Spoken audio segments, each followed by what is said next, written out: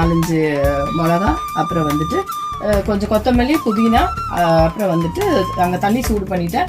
Next வந்து இங்கே வந்து கிலோ மட்டன் எடுத்துருக்கேன். மட்டனை வேக வச்சாச்சு. இதெல்லாம் ரெடியாக இருந்துச்சுன்னா உங்களுக்கு வந்து ஒரு 20 மினிட்ஸில் நீங்கள் செஞ்சு முடிச்சிடலாம். ஸ்டவ் பற்ற வச்சாச்சு, பேன் வச்சாச்சு.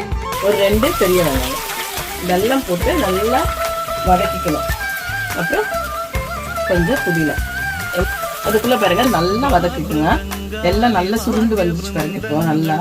இப்போ வந்து நல்லா ஒரு ஹோல்சமாக 2 ஸ்பூன் இது வந்து இஞ்சி பூண்டு பேஸ்ட் இருந்தால் தான் நல்லா இருக்கும்.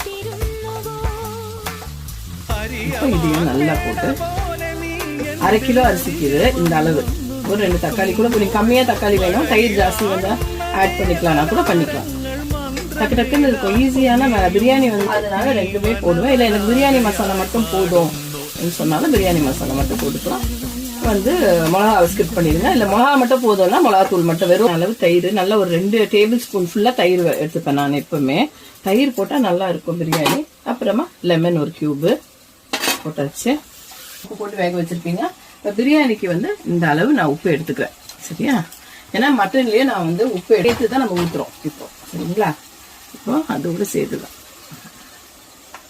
இதேதான் வெஜிடபிள் பிரியாணி, இதே ப்ராசஸ் தான். எல்லாமே ஒரே ப்ராசஸ் தான். வந்தோன்னா இந்த அளவு நம்ம நீங்கள் இது தேக்ஸால செஞ்சால் கூட இப்படி தான் இருக்கும். அந்த கொத்தமல்லி எல்லாம் மேலே போட்டு விட்டுட்டு ஒரு மூடி விட்டிங்களா அந்த எசன்ஸ் ஃபுல்லாக உள்ள. இல்லைன்னா பெரிய பெரிய பிரியாணிக்கு வந்து நாங்கள் நல்ல பெரிய பீஸாக போட்டுக்கோங்க. அப்போ வந்து நல்லா இருக்கும். ஒரு 5 நிமிஷம் தம்மில் விட்டுட்டு எடுத்திங்கன்னா அப்படி நல்லா பல பலன்னு வந்துடும்.